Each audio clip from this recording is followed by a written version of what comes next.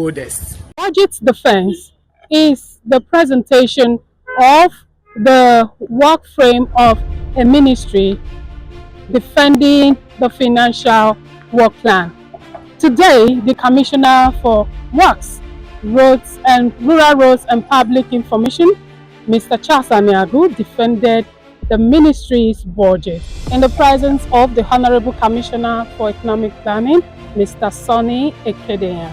My name is Esther Dominic for the Boldest TV show. Please join me as we present the budget. Seated for the budget defense is Mr. Charles Anagwu, the Commissioner for Works, Rural Roads and Public Information, directors from the Ministry of Information, the Commissioner for Economic Planning, and his Budget Defense Committee. The Commissioner for Economic Planning, Mr. Sonny, expressed his interest in the budget that was also being documented and distributed. He stated his expectations and possible implementations.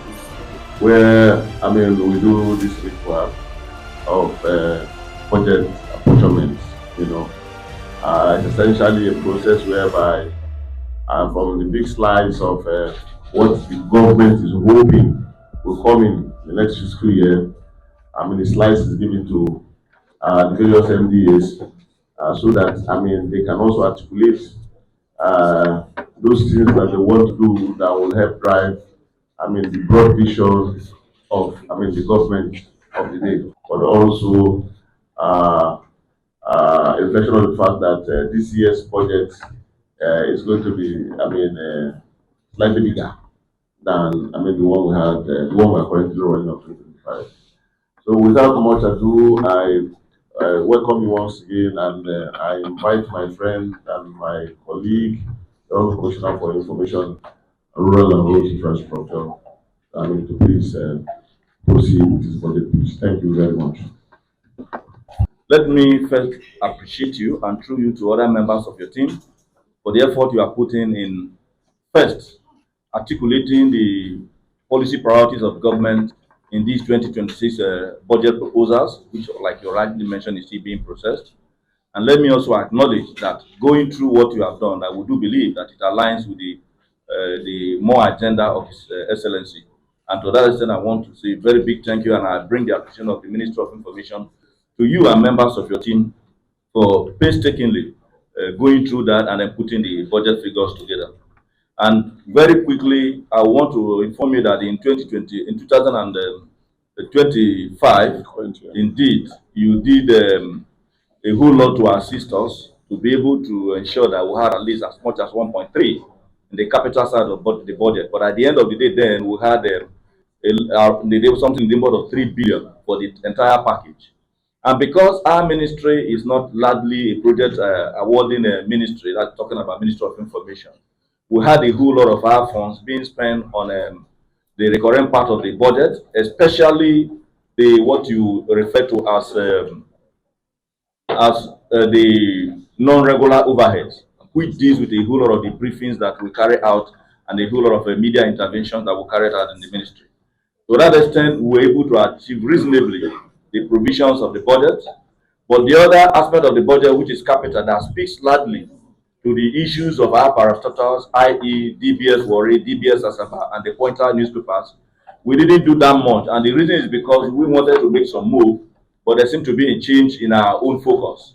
Working with His Excellency, we reasoned that there is a need for us to give those three different agencies a brand new look. And this budget of 2025 doesn't seem to reasonably support that paradigm shift. And so because of that, when we did some proposal, His Excellency said, no, this is not the time to begin to do some patching and some fixing, that we need to have a real paradigm shift and a total package. And so because of that, we didn't do much along that line, because he believed that we didn't need to waste that money buying one thing today, fixing another thing tomorrow, and then tomorrow you are now coming in with something more bigger to be able to give them a brand new look. So it's in 2026 that we are looking forward to being able to do that, to carrying out that. I needed to place that on record so that you understand why we may not have done that much in terms of our capital provision. So you don't begin to ask that, since we didn't use it, why do you need to have to give us something bigger? So that's why I needed to proceed in that direction. Now, of course, I don't need to bore you with a whole lot of things that we do in the Ministry of Information, largely trying to showcase what government is doing, either through press briefings, appearances on radio and televisions, as well as having to have a number of information skits on the social media.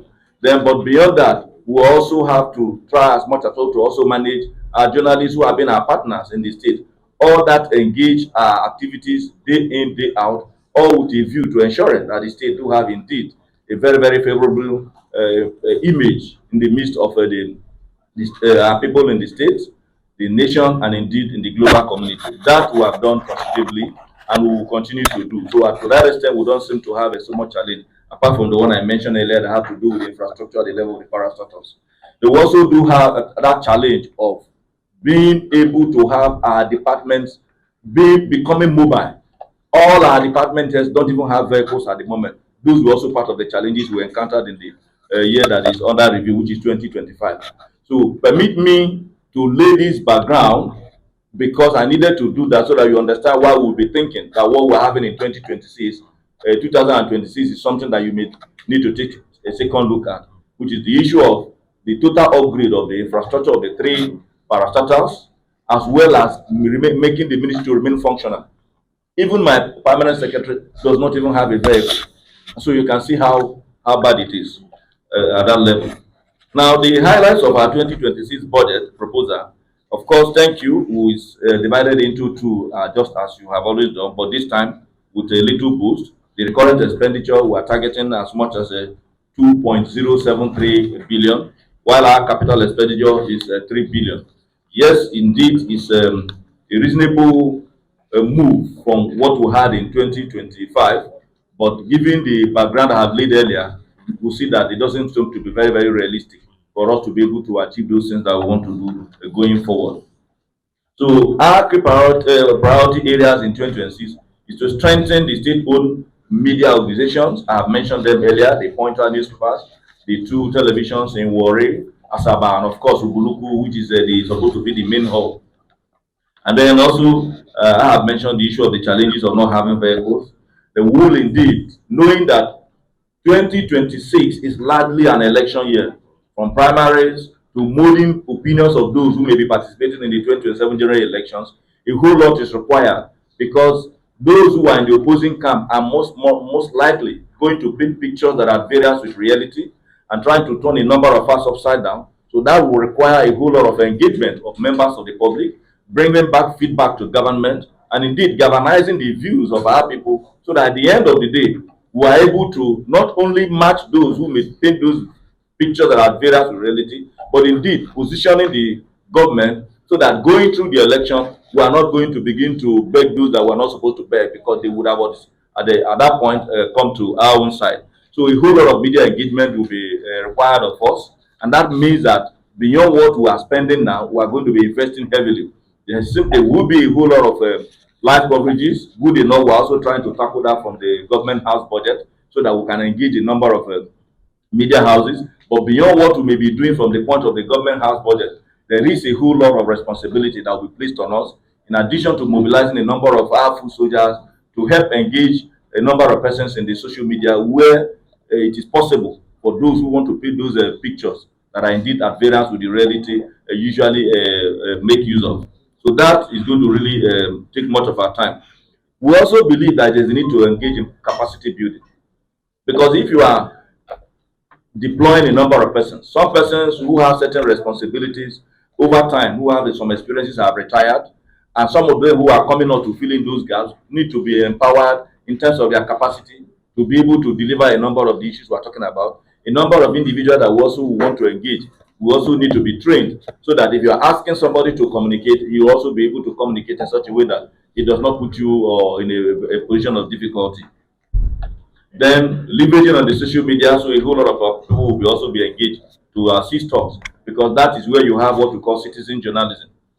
And then the economic reality of the moment means that some of the funds that you had before, where you were spending 10 naira, you are not most likely going to be spending 10 naira. No thanks to the value of our currency at the moment, but we thank God that there seems to be some form of a strengthening, but only God knows how sustained that will be. We pray that it's sustained.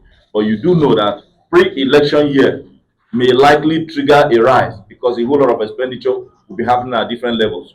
But we just hope that at the national level that is curtailed. Then, of course, in conclusion, the Honorable Commissioner and your team members of your team, as well as my members of our Ministry of Information, we want to remain steadfast in our mandate. We count on you. We'll be able to see what can be done, particularly with respect to the capital side of our budget, so that His Excellency's vision of indeed rebranding the three media outfit becomes a reality. Because at the moment, I don't even know how those who are managing those institutions are operating. Because you need to visit them and see that they are like more like scratching some water out of stone. So if that is done, I am quite convinced that the same effort that the governor has put in and the same result we are getting in the area of roads infrastructure, health infrastructure, we will also be able to indeed revamp our media outfits so that it becomes holistic. Thank you very much, Honorable Commissioner and members of it. Thank you. Thank you very much. Questions were raised as well as suggestions by members of the Budget Defense Committee. That was the budget defense of the Honorable Commissioner for Works, Rural Roads and Public Information. Indeed, it wasn't a voodoo defense. Esther Damnett reporting for The Boldest TV. Boldest.